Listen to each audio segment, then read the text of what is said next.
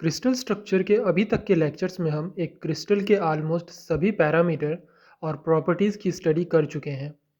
ये सभी पैरामीटर्स की स्टडी हमने डायरेक्ट स्पेस में की है।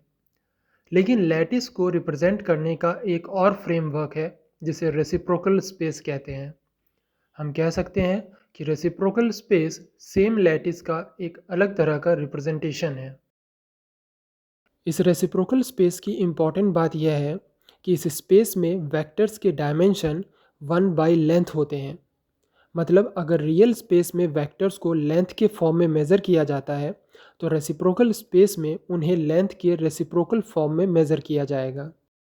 यहाँ यह सवाल हो सकता है कि जब रियल स्पेस में हम ऑलरेडी लैटिस को स्टडी कर चुके हैं, समझ चुके हैं, फिर इस न्यू स्पेस की क्या ज़रूरत है। तो इसे समझने के लिए हमें लैटिस में एक्सरे डिफ्रैक्शन को समझना होगा। प्रीवियस लेक्चर में हमने पढ़ा कि एक्सरे जब लैटिस के साथ इंटरेक्शन करते हैं तो उनके इंटरेक्शन से जो डिफ्रैक्शन पैटर्न बनता है वो लैटिस के बारे में हमें काफ़ी इन्फॉर्मेशन प्रोवाइड करता है। चूँकि एक्सरे एक इलेक्ट्रोमैग्नेटिक वेव है और वेव मैकेनिक्स में वेव वेक्टर को वेवलेंथ के रेसिप्रोकल के फॉर्म में लिखा जाता है। जैसा कि हम जानते हैं कि वेवलेंथ की डायमेंशन भी लेंथ की ही डायमेंशन होती है। मीन्स वेव वेक्टर की डायमेंशन भी लेंथ के रेसिप्रोकल है।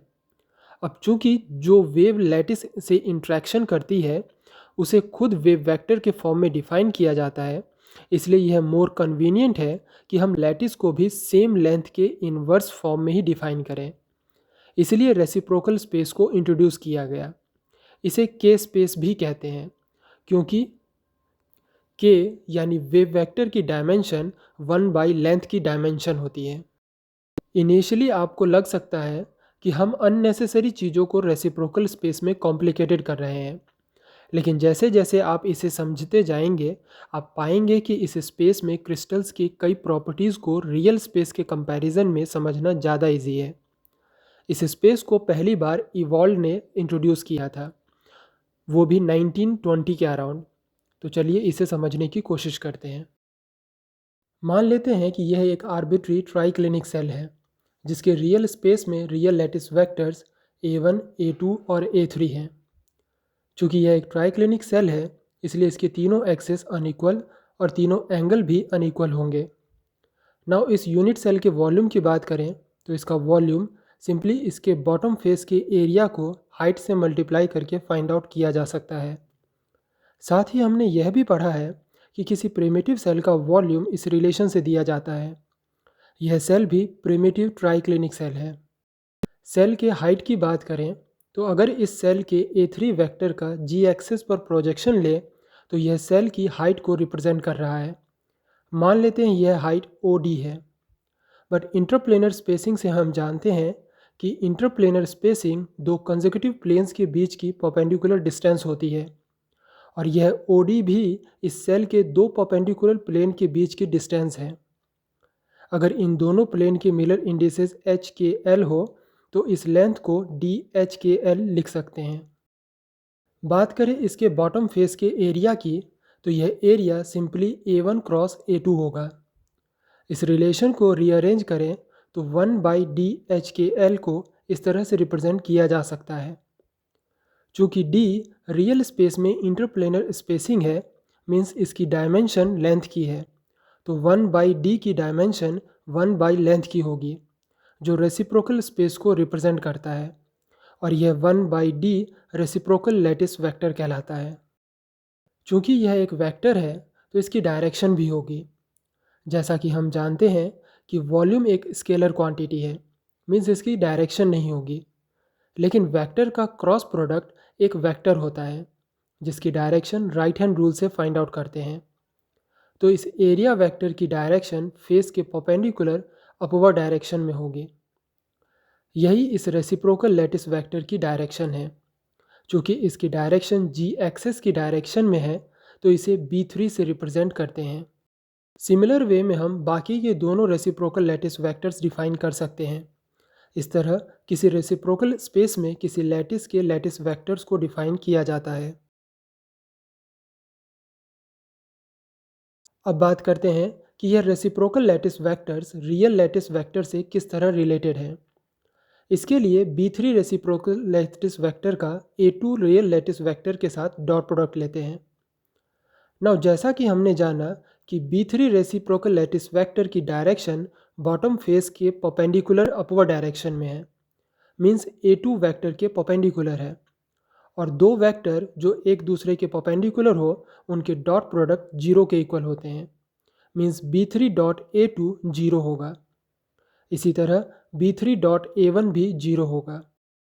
अब बात करते हैं B3 डॉट A3 की। दो वेक्टर के डॉट प्रोडक्ट का मतलब है एक वेक्टर का दूसरे वेक्टर की डायरेक्शन में प्रोजेक्शन।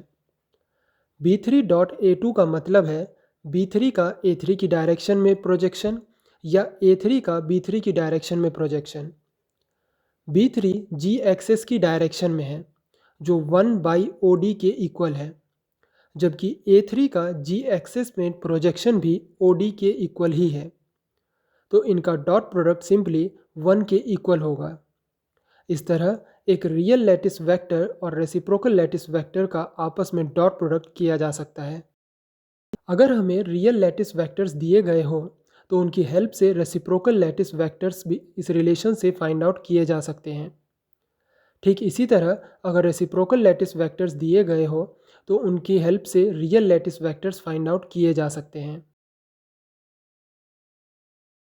आगे बढ़ने से पहले एक बात नोट करें कि अगर हम के स्पेस में डील कर रहे हैं जिसमें वेव वेक्टर 2π/λ होती है, तो हमें इन सभी रिलेशंस को 2π से मल्टीप्लाई करना होगा। हालांकि ऐसा करने से वेक्टर्स पर कोई फ़र्क नहीं पड़ेगा, यह जस्ट रिप्रेजेंटेशन का दूसरा तरीका है और ज़्यादातर बुक्स में रेसिप्रोकल लैटिस वेक्टर्स को 2π से मल्टीप्लाई करके ही लिखा जाता है, इसलिए हम भी अब इन्हीं रिलेशंस को काम में लेंगे।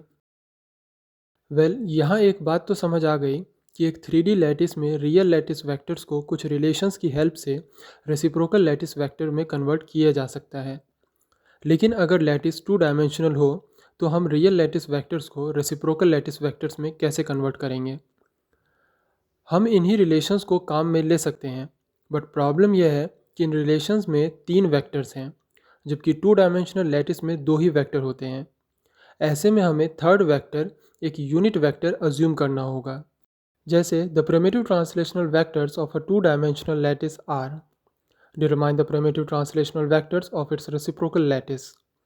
चूँकि यह एक 2 डायमेंशनल लैटिस है इसलिए इसमें 2 ही वेक्टर्स गिवन हैं, बट इन रियल वेक्टर्स को रेसिप्रोकल वेक्टर्स में कन्वर्ट करने के लिए हमें थर्ड वेक्टर की ज़रूरत होगी। मान लेते हैं वो थर्ड वेक्टर के कैप है जो कि एक यूनिट वेक्टर है। नाउ रिलेशन में इन वैल्यूज़ को सब्स्टिट्यूट कर सॉल्व करने पर हमें दोनों प्रिमिटिव वेक्टर्स मिल जाते हैं। The real space primitive lattice vectors are A1 and A2. The reciprocal space unit vectors B1 and B2 for this lattice are respectively. चूँकि क्वेश्चन में केवल 2 ही रियल लैटिस वेक्टर्स गिवन है तो थर्ड वेक्टर हम assume कर लेते हैं। Now इस रियल लैटिस का वॉल्यूम इस रिलेशन से फाइंड आउट किया जा सकता है जो कि √3a² आता है। नाउ इन वैल्यूज़ को रिलेशन में सब्स्टिट्यूट कर सॉल्व करने पर हमें दोनों रियल लैटिस वेक्टर्स के कॉरस्पॉन्डिंग रेसिप्रोकल लैटिस वेक्टर मिल जाते हैं। The basis vector of a two-dimensional Bravais lattice are E1 and E2. A choice of basis vectors for the reciprocal lattice can be. चूँकि यह एक 2 डायमेंशनल लैटिस है इसलिए इसके 2 ही लैटिस वेक्टर्स डिफाइन किए गए हैं, लेकिन reciprocal lattice vector find out करने के लिए हमें थर्ड वेक्टर की भी ज़रूरत होगी। मान लेते हैं वह वेक्टर के कैप है।